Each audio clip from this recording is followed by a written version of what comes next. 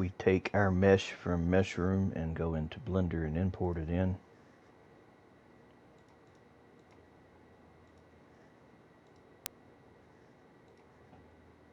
and do a decimate in here, you'll see the difference.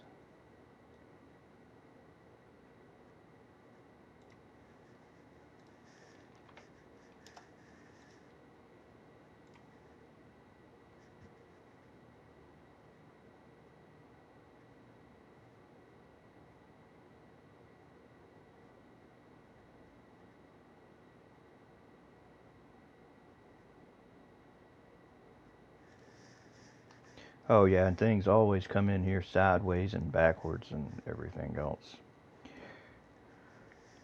That's just, I don't know why it does that. But I just set the damn origin to the 3D cursor and apply all transforms. That way it just goes ahead and puts it in the center there.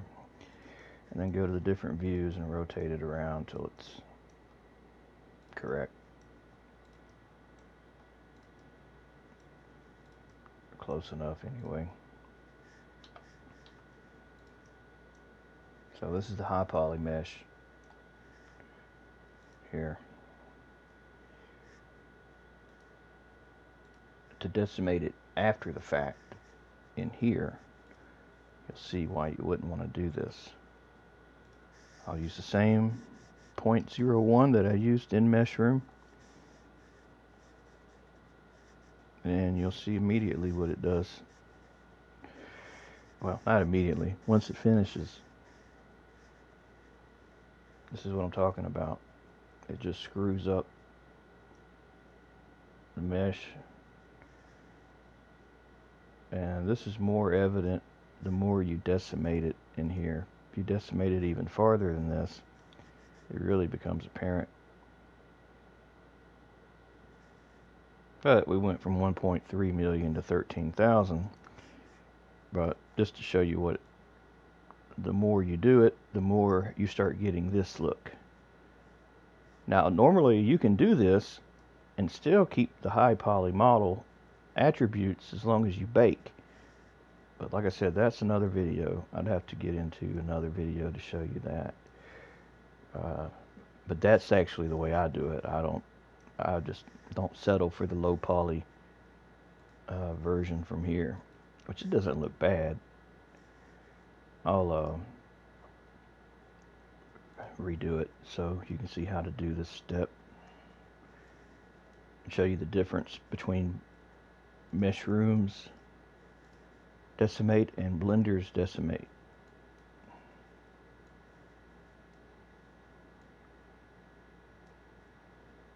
.01.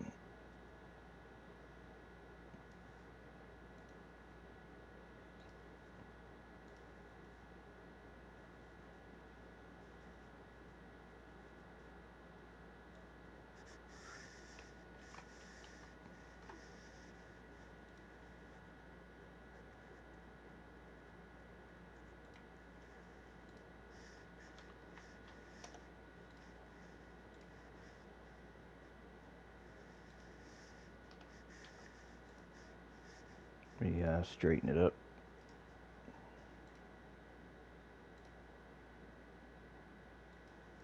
Kind of put them side by side.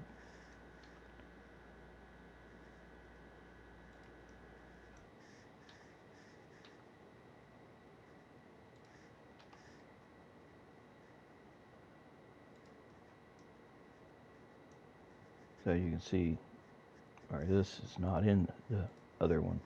You don't get them crazy, crappy polygons.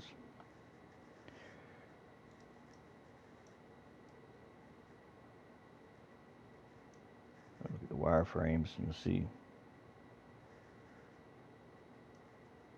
Now that's lower because I decimated it a second time. But this is the same here. This is equal.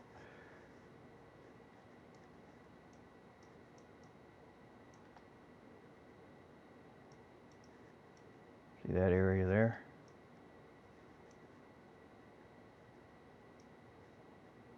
Yeah, see, where is that at? It's right there by that little S road.